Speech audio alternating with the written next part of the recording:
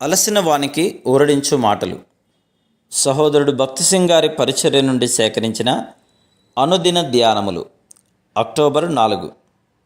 మా దేవుని మందిరమును మేము విడిచిపెట్టము. నెహెమ్యా గ్రంథం 10:39. మనము రక్షణ పొందక మునుపు స్వయం తృప్తి కలిగి మనకై మనం సంతోషంగా జీవించితిమి. అయితే ఇప్పుడు ఈ వైఖరి మారిపోయింది. దేవుని ప్రజలతో ఉండి వారితో సహవాసమును అనుభవించవలనను కోరికను పొందితిమి.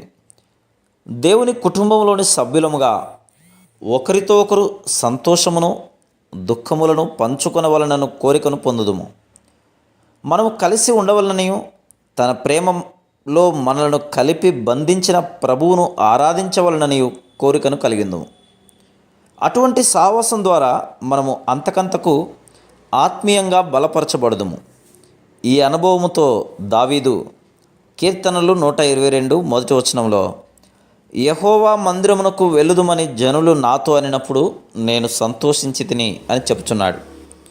మనం కూడా ఈ ఆత్మీయ జీవితంలో ఒక అడుగు ముందుకు వేసినప్పుడు మన సహ విశ్వాసులతో దేవుని మందిరములో ఆరాధన, ప్రార్థనలో సాధ్యమైనంత ఎక్కువ సమయమును గడపవలనను కోరికను కలిగిందుము.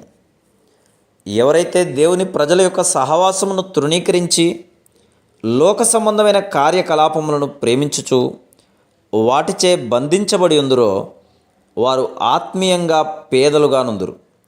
వారు దేవుని మందిరములో బైబిల్ పఠనము, ప్రార్థన, సహవాసము, సేవ కొరకు క్రమముగా కలుసుకుని వారు పొందు బలమును ప్రోత్సాహమును పోగొట్టుకునేదరు. ఆరంభ సంఘం యొక్క ఎదుగుదల బలమునకు అదే రహస్యం.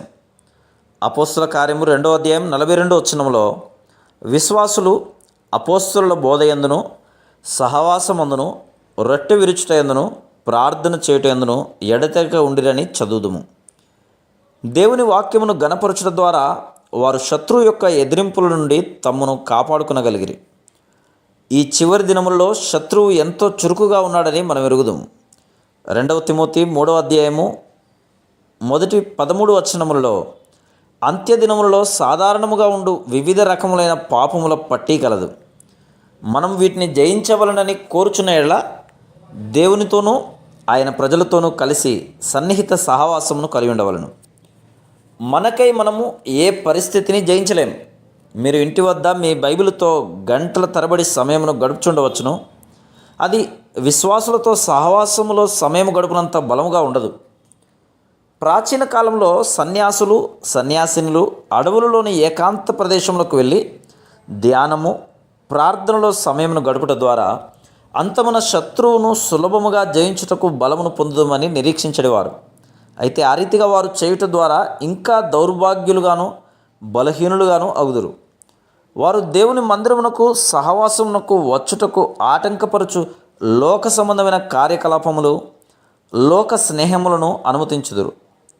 మనం ఎంత ఎక్కువగా దేవుని మందిరంలోని విశ్వాసులతో సహవాసమును క్రమముగా కలిగి ఉండి దేవుని మందిరములోని సేవలో మన భారమును ఎంత ఎక్కువగా తీసుకున్నదమో అంత ఎక్కువగా మన ఆత్మీయ జీవితంలో బలముగా నుందుమని మనము నేర్చుకొనవలసి ఉన్నది.